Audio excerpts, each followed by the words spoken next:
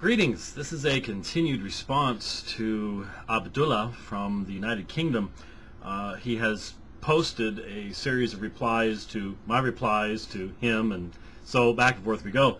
And I was watching the videos and taking notes, and I was actually looking for a reference that was made in Abdullah's videos where he spoke of John Chrysostom's interpretation of Paul. And as I was looking through the videos to find the original citation that he had used, I encountered this video, again going after Jay Smith, who I do know, by the way, Abdullah. I know Jay. Spent some time with him last January, in fact. And when I get back to the UK, which I'm certainly desirous of doing so, I was last there in May of 2007. And I think that was when I tried to get down to Speaker's Corner, but the trains were out at the one connection we needed to make, and we were not able to. We tried, we just couldn't get there. And certainly I will be there. I want to get to Speaker's Corner, and I would like to meet you. And that would be quite interesting.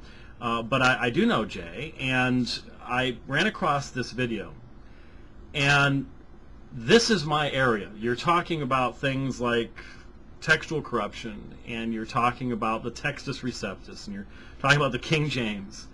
And I don't know if you've seen it, Abdullah, but I wrote a book back in 1994 called The King James Only Controversy. And it is a rather full work discussing the movement, primarily in the United States, but there are people in Britain. In fact, one of the reasons there are certain churches in the UK that wouldn't even have me speak was because I have written on this subject and have responded to the claims of those who would say the King James is the only translation.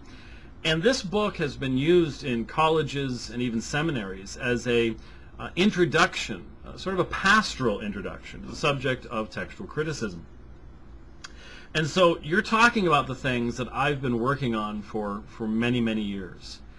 And you're simply in error about some of the things you're saying. At least you know what the Comma Johanneum is. The vast majority of your co-religionists do not. Then again, the vast majority of my co-religionists don't know what the Comma Johanneum is either. But it's very clear to me that you have either ignored those who write in this area who are consistent in being supernaturalists, or you are purposefully ignoring their material. Just, you know it's there, but you're not going to deal with it. And you're drawing from those who are the most inconsistent with Islam. And that's what I find very strange, but also find it very regular in Islamic apologists. And I believe it is because of the nature of the apologetic context between Christians and Muslims, and I would trace it back to one simple fact. It is my assertion that Muhammad did not know the contents of the Bible. He knew orally stories about the Bible, but he did not know what the Bible itself actually stated. Therefore, he made mistakes. That demonstrates he was not a prophet of God, if by that you define his knowledge of divine texts to be mediated to him supernaturally, as most Muslims do. And when you seek to defend him, you then have to attack the textual validity of the Bible, but in so doing, you have to use a double standard. You have to use a standard you cannot use for the Qur'an. You have to use a standard in a realm of scholarship that you simply cannot use in regards to your own faith. And this, I believe, is very much part of the nature of the apologetic encounter. So I just had to respond to what you have in this video and provide some corrections, because I'm sure that it's a part, as I continue listening to your responses, I'm sure it's a part of what we're going to have to deal with. It is fundamental to the Christian-Islamic debate to deal with these various issues. And so let's take a look at, right from the start, your assertions, and I believe confusion, regarding the use of the term corruption, as it has to do with the scholarly study of manuscripts of the Bible or of the Quran, or any other ancient work.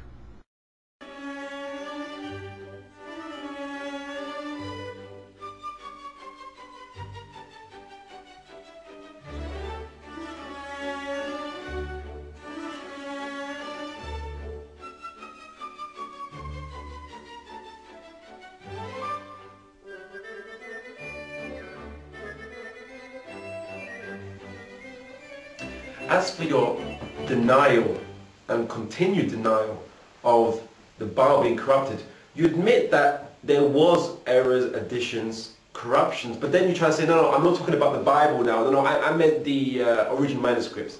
You never actually said that in your first video. You just said that Muslims claim that there were additions and changes and that it's not true.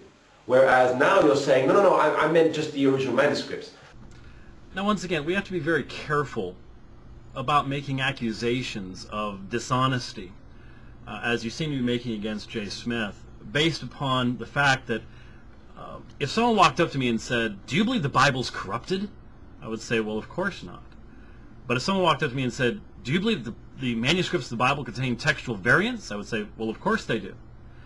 In a technical use of the term corrupted, if there is any textual variation whatsoever in a manuscript tradition, then that is called a textual corruption.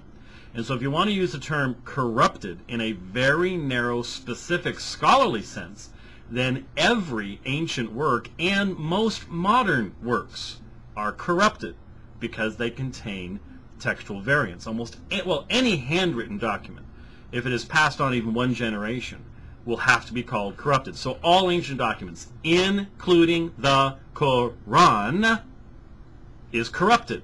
And if that's the standard you're using, there's merely the presence of textual variation between manuscripts. And we'll look at this a little bit more later on. But there are palimpsest manuscripts of the Quran that demonstrate that Ibn Masud readings continued on in the tradition of the Quran for quite some time. And so if that's the definition you're using, then you're going to have to be consistent and look in that camera and say to your audience, the Quran is corrupted. But you wouldn't want to say that because from your perspective, well, Allah has preserved the Quran. Well, I believe that God has preserved the New Testament too. The issue is the mechanism by which this takes place. But the fact is, all ancient works that are passed on through handwriting are corrupted in that technical sense. But you see, that's not how the vast majority of modern people use the term corrupted. They use that term to refer to such a disruption of the transmission of a text that the ability to determine what the original message or intent of a work has been lost. We don't know what the original authors are trying to communicate. And I don't believe that there is any serious scholar, even someone as far to my left as Bart Ehrman, who would make the assertion that we don't know what the original authors of the Bible intended. From his perspective, all we're doing is tweaking right now, as far as the text of the New Testament is concerned, that the vast majority of textual variants have nothing to do with the meaning whatsoever. And the same thing is true of the Quran, at least back to the point of the original editing of the Quran. And that's another issue we'll have to get into, because you try to make the accusation of the Galatian decree having something to do with the text of the New Testament, yet that's half a millennium later, not at the very collation of the documents and then the destruction of variant readings. That's your attempt to make a parallel there fails from a scholarly perspective, as I will demonstrate as time allows. And so we have to be careful, and I'm afraid that many of your fellow Islamic apologists very much play upon using the term corruption in two different ways. They'll quote the scholarly sources that use it in a scholarly sense, which would necessarily have to mean the Quran is corrupted, but they won't go there.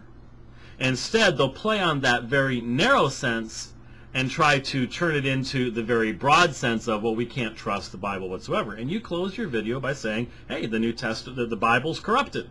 What do you mean by that? Does it contain textual variants? Yes, it does. Does the Quran contain textual variants? Yes, it does. There's no question about that. No one will seriously deny that. And so, does that mean it's corrupted? Well, that's a question that you have to answer. But from my perspective, it's very important to make sure people understand that you cannot simply make the connection between those two words. And then especially to accuse Jay Smith, who in one video may be talking of the one kind of corruption, and another video talking about the narrow form of corruption, textual corruption. To accuse someone of dishonesty at that point, I just don't think is wise at all.